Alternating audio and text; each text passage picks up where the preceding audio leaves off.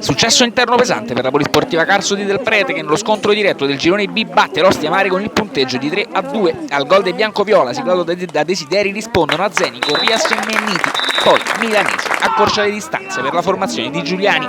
Prima azione offensiva dopo 2 minuti di gioco da parte dell'Ostia Mare. Palla sulla destra, cross all'interno dell'area di rigore, con il portiere dei padroni di casa che interviene. Ostia Mare che passa in vantaggio subito dopo, palla all'interno dell'area di rigore ed è bravissimo Desideri in pallonetto a superare il portiere dei padroni di casa. 1-0 in favore dei bianco-viola. La Polisportiva Carso prova a reagire con al minuto numero 10 l'occasione da parte della formazione di casa. Conclusione dalla distanza murata dal numero 1 dei bianco-viola Romeo.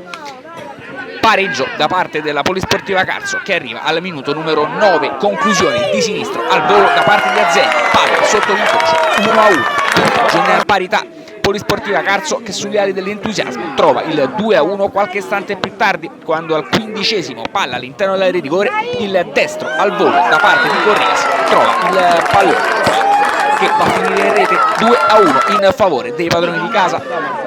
Ostia Mare prova dunque a reagire, sono 2 le occasioni in favore della formazione di Giuliani, la prima di testa con palla che termina in out di poco, la seconda sempre sulla fascia di destra con palla all'interno dell'area di rigore per Milanesi e Sper che termina in out di poco.